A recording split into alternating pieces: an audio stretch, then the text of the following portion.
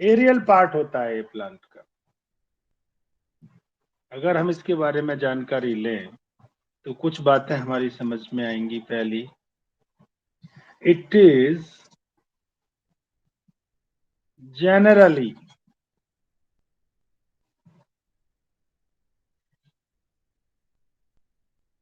generally the aerial part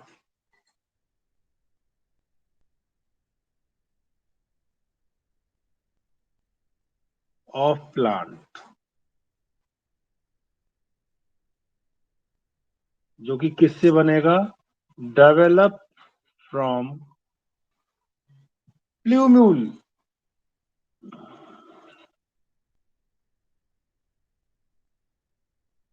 अगर आपने मिट्टी के अंदर बीज डाल दिया तो ये बीज निकलेगा, इसमें से दो हिस्से बनेंगे। ऊपर वाले को ऊपर वाले को प्ल्यूम्यूल कहेंगे और नीचे वाले को रेडिकल कहेंगे।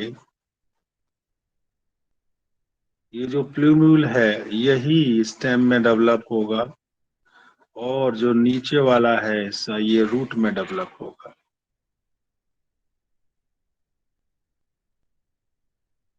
कहानी समझ में आ गई होगी आपको कि प्ल्यूम्यूल फ्यूचर शूट है और ये फ्यूचर रूट है। रेडिकल। ये जो स्टेम पूरा का पूरा किस किस के साथ, the stem with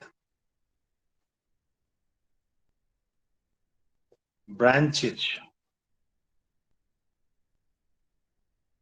leaves, flower, इस सबको मिला दिया जाए तो फॉर्म्स द शूट सिस्टम। अकेले को स्टेम और सबको मिला दो तो इसे शूट सिस्टम कहते हैं। ये जमीन के विपरीत चलता है, यानी negative geotropic. It is negative geotropic, क्योंकि ये जो भी जियोग्राफी के अपोजिट चल रहा है, इसलिए नेगेटिव जियोट्रॉपिक है। अच्छा, ट्रॉपिक अर्थ के ऊपर की ओर और लाइट की ओर अट्रैक्ट हो रहा है, इसलिए ये पॉजिटिव फोटोट्रॉपिक है। रोशनी की तरफ ये चलता है। Positive phototropic, negative geotropic.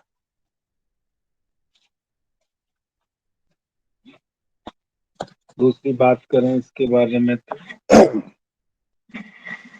Stem को कैसे पहचाने? स्टेम वियर नोड, स्टेम पे नोड्स होते हैं और दो नोड के बीच की जगह को इंटरनोड कहते हैं।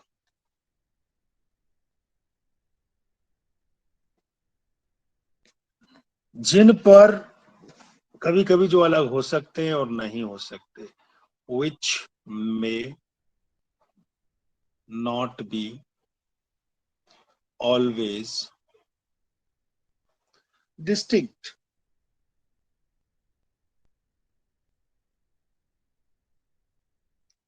जैसे अगर आप एक गन्ना देखें,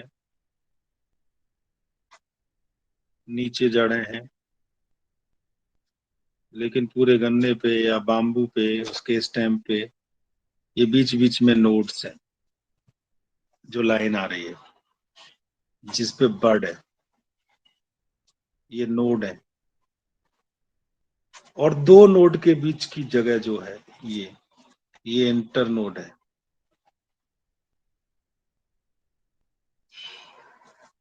ये तो रूट है ही, ये पहचान हो गई इसकी। ये नोड और इंटर नोड जो हैं इन्हीं से हमेशा नई ब्रांच निकलेगी और पत्तियां भी। Leaves and branches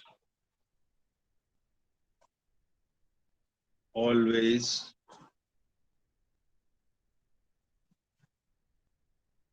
arise from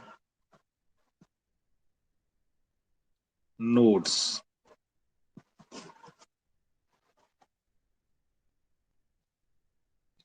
जहां से पत्ती निकलती है उसके कोने में एक बर्ड होती है, जो अभी ये भाई साहब पूछ रहे थे।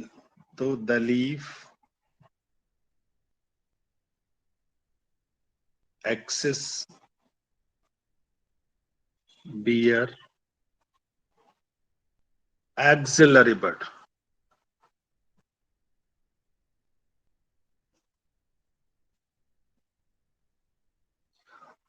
जिससे क्या बनेगा, विच may develop into a branch, या वहां से फूल भी निकल सकता है, फूलों का गुच्छा, इनफ्लोरेसेंस और ए फ्लावर।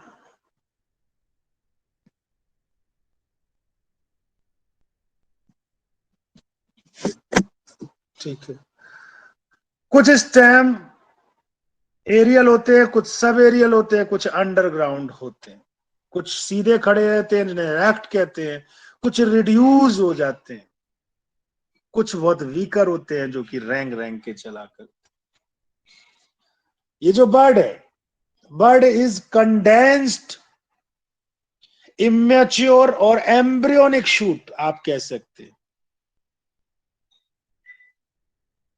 आप कह सकते हैं embryonic shoot having a growing point surrounded by immature leaves. आपको बड़ा अच्छा एग्जाम्पल देते हैं, वो है कैबेज। कैबेज एक बहुत बड़ी बर्ड है, नथिंग मोर देन दैट। अगर आप बात करें जो बंद गोभी होती है, पत्ता गोभी जिसे आप खाते हैं, तो वो वही है, समझे। तो बर्ड की बात करें, bird is condensed immature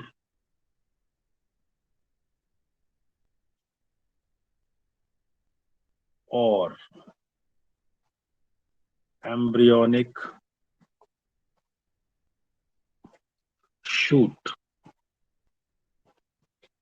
embryonic shoot कहिए या मैच्योर शूट कहिए, हैविंग ए ग्रोइंग पॉइंट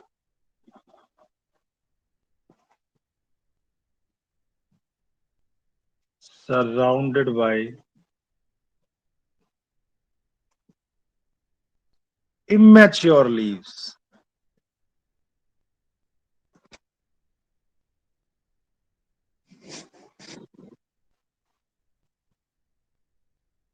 इसका एग्जाम्पल बढ़िया वाला कैबेज इज लार्जेस्ट बर्ड। इससे बड़ी बर्ड कहां देखने को मिलेगी। ये स्टार पॉइंट में रहा, इसीलिए ये जो बर्ड बनती है स्टेम से, ये तीन तरह की होती है, vegetative, floral and mixed. Vegetative से तो शूट बन जाता है, फ्लोरल बट से फ्लावर बन जाता है, और मिक्स्ड से ये कुछ भी बन सकता है। ये लेटरल साइड में भी होती है, टर्मिनल भी होती है। इसी के आधार पे इनको एक्सिलरी, जब ये पत्ती के एक्सिल में से निकले, और एक्सिलरी बट के साइड में और ऊपर की ओर निकले तो एक्सेसरी। अगर नोड से ही निकले लेकिन लीफ बेस से बाहर हो जाए तो एक्स्ट्रा एक्सिलरी, और नोड के अलावा कहीं और से निकले तो एडवेंटिशियस बर्ड। अगर नोड से निकलेंगी तो बर्ड है, नहीं तो एडवेंटिशियस। जैसे ब्रायोफाइलम, स्वीट पोटैटो, ब्रायोफाइलम की फोलियर होती है, पत्ती में से बर्ड निकलती है नया पौधा बनाने।